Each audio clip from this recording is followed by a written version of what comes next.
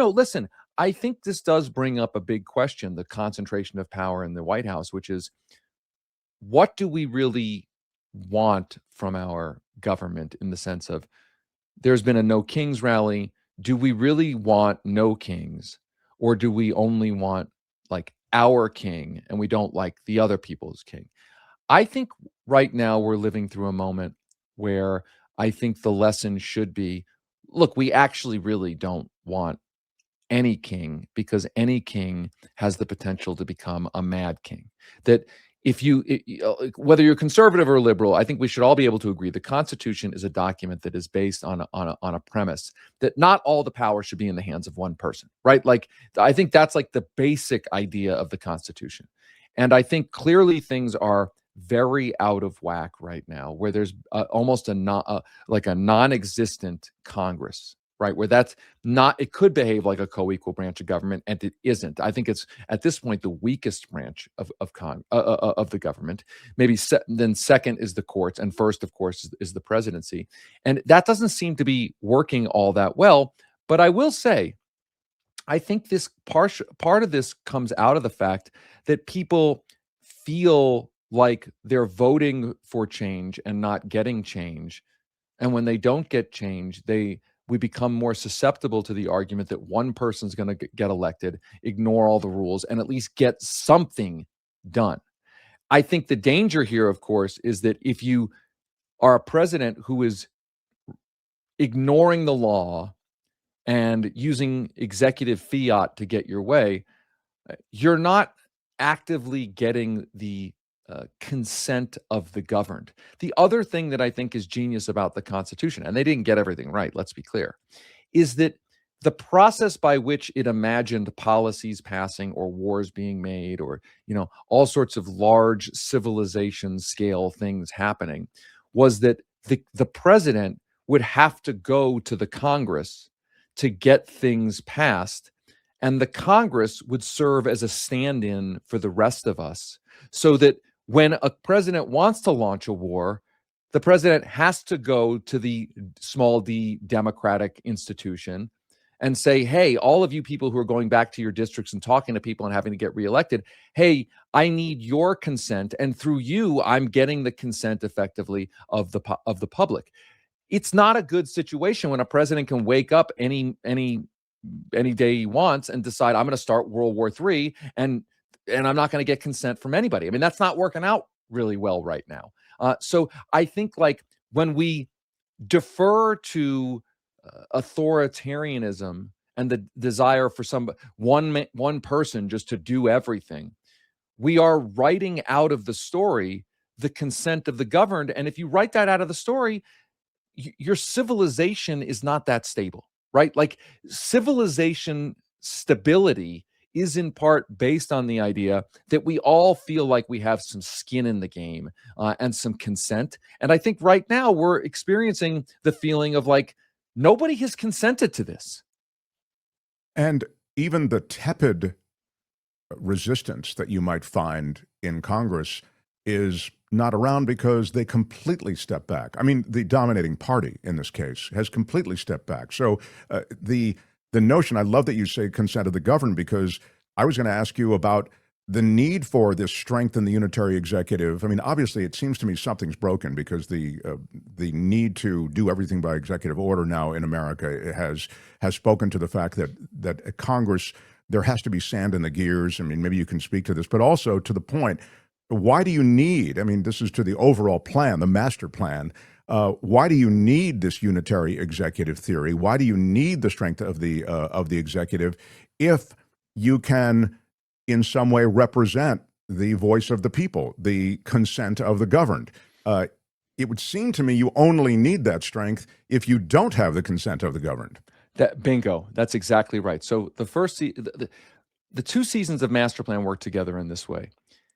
If you're an oligarch, a corporation, a billionaire, and you want power and wealth concentrated in your hands and the hands of a small number of people, democracy is a problem for you. Small d democracy is a problem. The Powell memo, as we discussed in season one, the Powell memo's premise is that the government has become too responsive to what the people want, that the democracy is working too well. And so one of the things that we have to do, we the oligarchy, it said, was we have to invest more in the democratic process, aka we have to turn elections into auctions. We have to turn the one person, one vote democracy into a $1, one vote autocracy. That's one way you keep power in the hands of a few. You buy the elections so that what the public wants is not represented in the government. Another way you do that is to concentrate power as intensely as possible in the hands of one person, so that the more democratic institution, the institution with lots of people who are talking to lots of different communities, has less and less power. Then you get your guy in there, and your guy, through executive fiat and the like, can do all sorts of the unpopular things that's good for you, the oligarch, and not what the people actually want. Now, I know the argument is, well, we elect the president, so the presidency ultimately is some kind of expression of democracy, but it's a quite imperfect one. And I think, to go back to the framers, I think they understood, like, we'll make the Congress like as small d democratic as possible, at least the House, right? There's like layers of democracy. Like the House is supposed to be the most democratic, the Senate's like less democratic, the presidency is sort of less democratic through the Electoral College. But in theory, all of these things together, if a policy passes through all of them, it's touched enough bases that we can feel somewhat confident that there's some kind of consent of the governed. Now, obviously, legalizing corruption rigs that, because who are your representatives?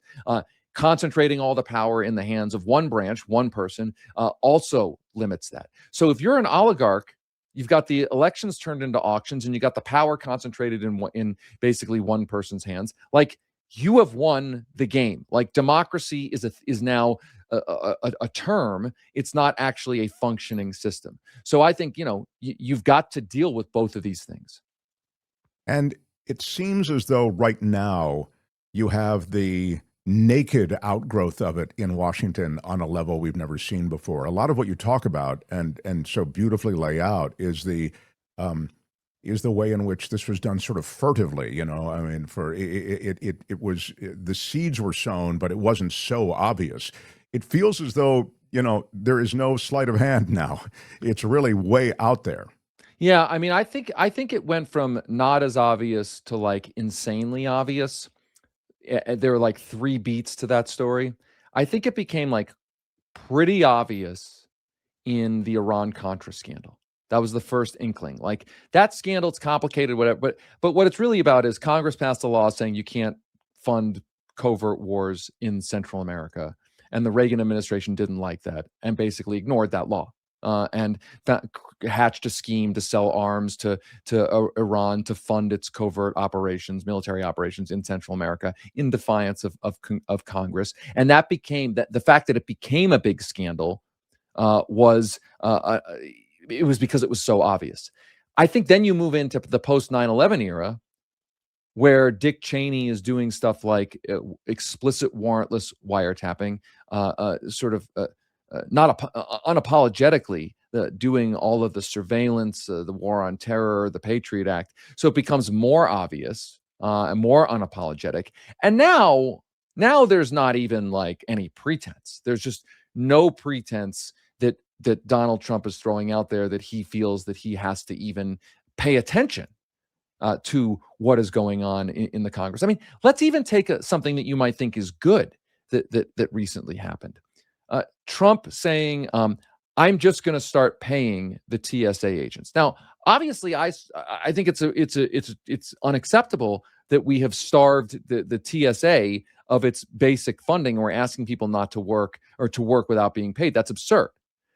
But the idea that the president gets to just issue an edict and exercise the power of the purse that the Constitution says the Congress has to exercise. I mean, I'm all for paying the TSA agents. I want the government shutdown on that score to be over. But like, what are we normalizing here? And the fact that Trump thinks he can do that without just passing coming to the table, compromising, passing a normal budget resolution, a spending bill, is, I think, a terrifying commentary on where this particular administration thinks, what it thinks it's allowed to do and what Congress is allowing it to do, because it's short-circuiting the democratic process, which is set up to create compromises and to respect co-equal branches of government. So again, I want to be clear. I'm also all for paying the TSA agents. I'm all against using the shutdown, hostage taking of the TSA for a government shutdown. But the idea that the president gets to just wave a wand, I think that continues to be a very dangerous trend in our country. It's funny, too, the same kind of hack reflex phraseology is used to justify the Iran thing, Exactly. how to do it. Can you express the ALEC connection and how they have worked in the background state by state? Yeah, that's a great question. So ALEC is the American Legislative Exchange Council, which is responsible for, I mean, basically what it is, it's a conservative group that works in tandem with corporate interests to pass bills in legislatures and replicate those bills in other states. So the American Legislative Exchange Council, when it comes to things like campaign finance, Master Plan Season 1, legalizing corruption, the effort to deregulate state-based campaign finance has in part been through organizations like ALEC. I think, so much of the conservative agenda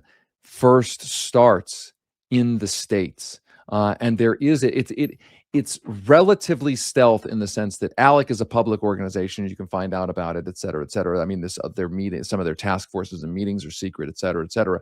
But the point is that it's off the radar, right? They test out these ideas in states before they try to nationalize these ideas. And I think what's interesting, I'm glad this person brought this up. I think what's interesting is that this has now created some tensions in the Trump coalition. When you look at something like artificial intelligence, you have a situation now where the issue of big tech, artificial intelligence, and the like doesn't necessarily line up so perfectly between the two parties. It's not really a red or blue issue. And you have a situation where even some red states want to regulate big tech, rightly so. And you've got Trump, who is backed by the tech oligarchs, trying desperately to pass federal legislation and do it through executive order as well, to say that states are not allowed to use their power to regulate artificial intelligence. And what's really fascinating about this is that the Senate, the Republicans in Congress tried to pass this preemption bill stealthily. And when the moment it came out into the public eye, the moment the Senate had to actually cast a roll call vote specifically on that, they couldn't just sort of shove it into a bigger bill.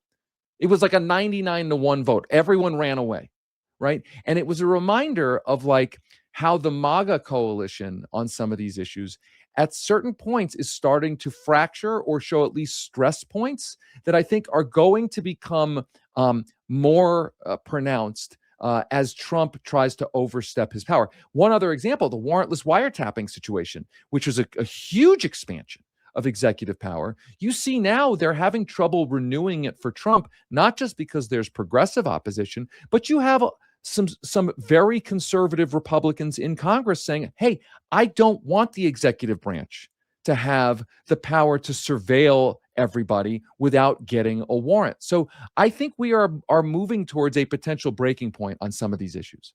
I mean, there it is. And sort of that goes back to your talking about the consent of the governed. I mean, it does feel as though the people's voice can be heard, but Yes. it's such a specific scenario oftentimes that in which it is heard. Again, it's The Lever, and most of all, check out A Master Plan, the book, and the podcast now in season 2. It's so well done, and you'll learn so much, and it's just more great work from you, David Sirota. I hate to always lavish you with praise, but I'm just such a fan. So thank you. I appreciate it, Mark. I really appreciate you having me on the show. Of course. Congratulations on everything. David Sirota, everybody. We'll have a link to The Lever, by the way, under this video. Thanks, David. Thank you. Thanks again. Hi, it's Mark, and I thought that was great. Hit the notification bell. You'll know whenever there's a new video being dropped, and please subscribe to our channel to help us save the universe.